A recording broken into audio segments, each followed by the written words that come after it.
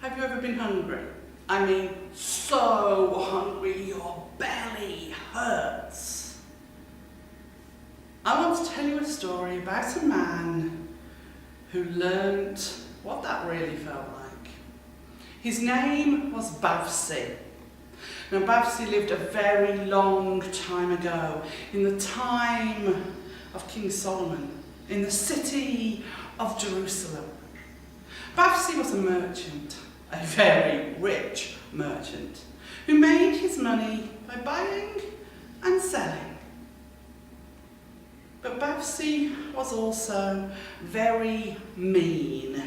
In fact, he was the meanest and most penny-pinching scoundrel that ever drew breath. And in that period of time in Jerusalem, if you wanted to insult somebody, you would tell them they were as mean as old Bavsi, or even as evil as old Bavsi. It was even said that the reason Bavsi did not have a family was that he did not want the added expense of a wife and children. Now, one day, a great famine was visited upon that land. The crops had failed and the poor people began to suffer for lack of food.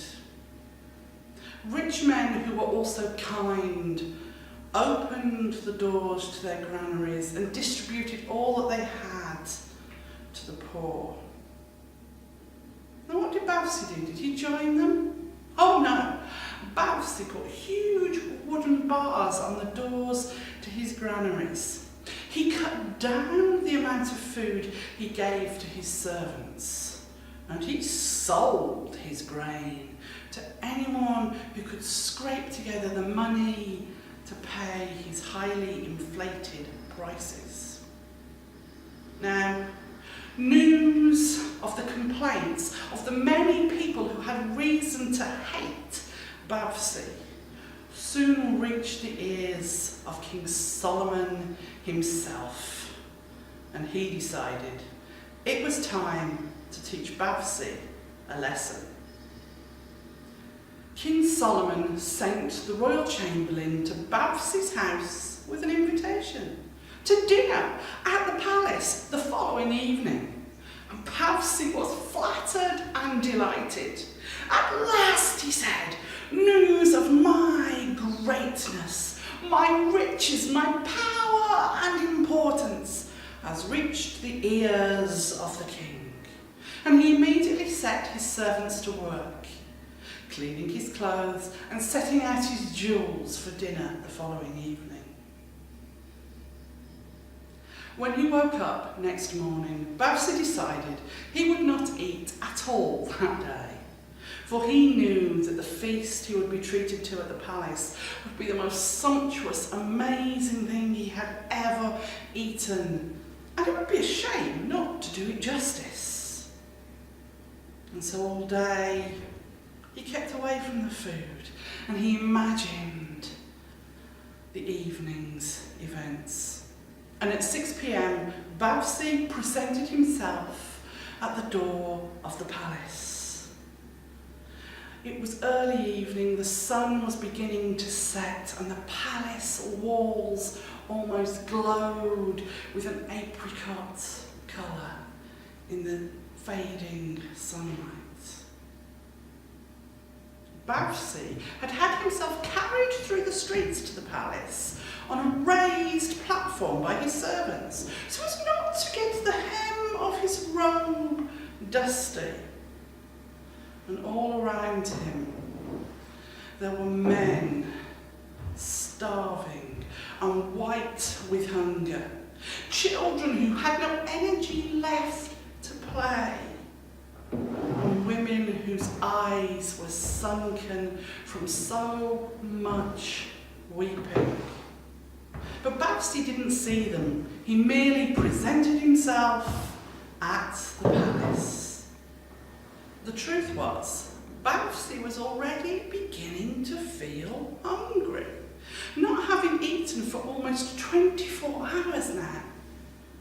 It was the first time he had ever experienced experienced hunger at all. In the palace, Bavsi followed a servant to the room where the royal chamberlain was waiting, seated on what looked like a throne.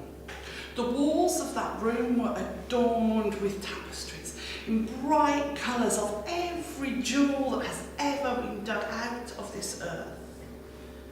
"Ah, Bavsi, do approach and take a seat," said the royal chamberlain. "There are some things I need to explain to you. I am sure you understand that as a guest in the palace there are certain rules, and etiquette, if you like, that must be followed and obeyed." "Yes, yes, of course," said Bavsi. "Please explain."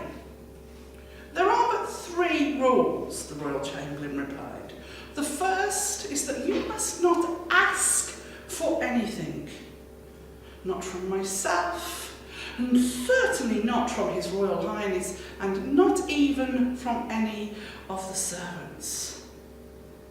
Whatever it is, you must not make a request." Yes, said Bavsi. "Of course, I understand." Thinking, what on earth could I have need to ask for? This is the royal palace, after all. "Secondly," said the royal chamberlain, "whatever you see happen, whatever you hear, whatever happens around you, you must not utter a single word or even sound of complaint." What could I have to complain about in the royal palace, thought Bavsi, and he agreed readily to that request too. "And finally," said the royal chamberlain, "if the king asks you how you are enjoying your meal, you must be effusive in your response. You must lavish praise upon everything that has happened." "Well, that's not going to be difficult," said Bavsi.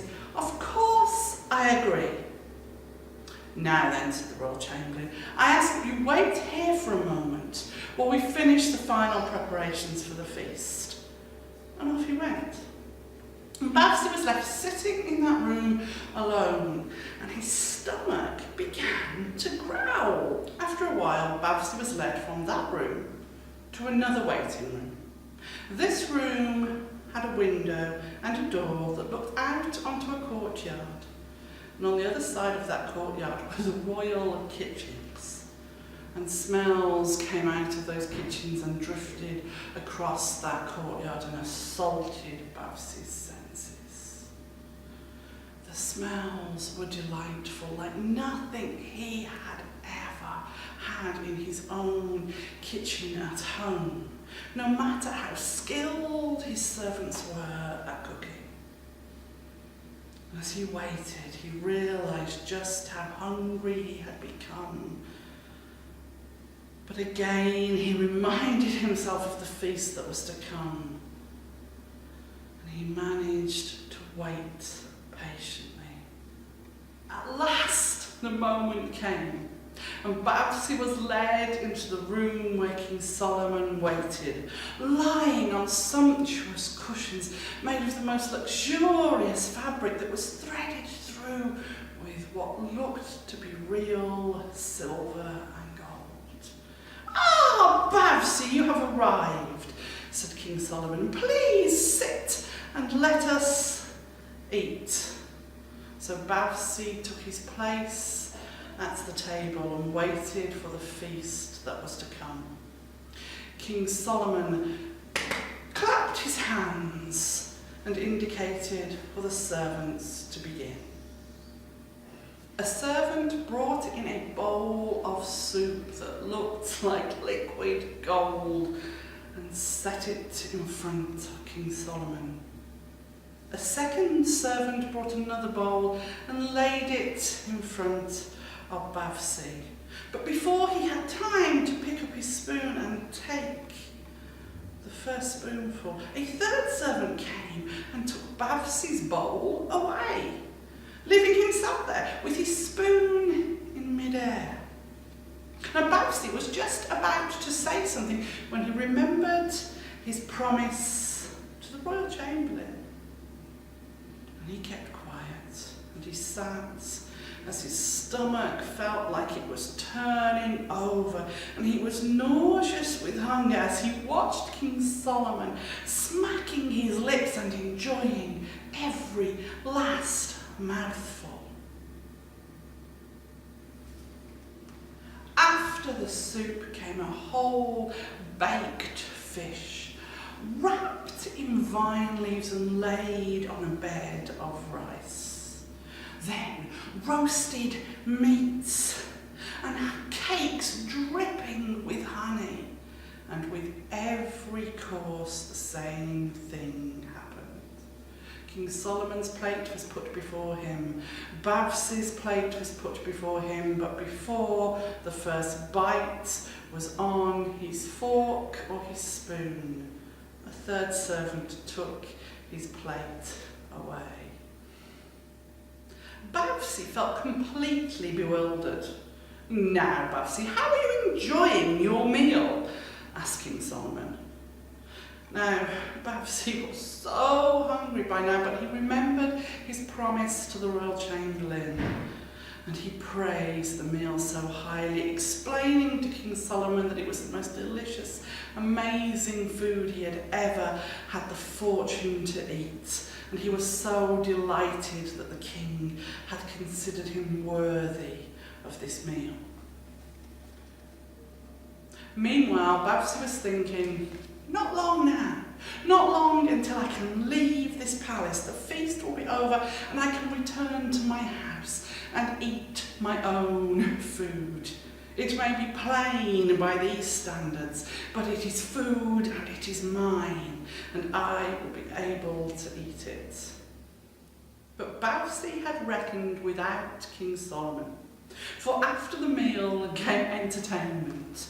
Bavsi, you must stay and enjoy. And Bavsi had to stay, because King Solomon's word was law. And so musicians came through, and storytellers, and poets, and actors, all entertaining the king and his honoured guest. And Bavsi grew more and more hungry, and he could not even concentrate. And eventually it was over, and Bavsi thought, at last I can return home.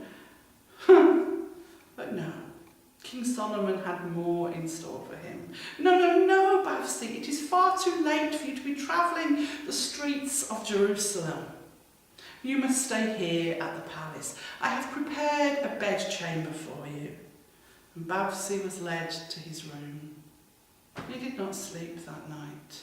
His hunger gnawed at him, and he felt a pain he had never known. And he began to think as he lay there, why? Why would the king do this to me? Maybe he is trying to teach me something. Maybe there is something I need to learn from this experience. And when Bavsi went home the following morning, he opened the doors to his granaries. He gave all that he had to the poor and starving of Jerusalem, and never again was he known as mean old Bavsi.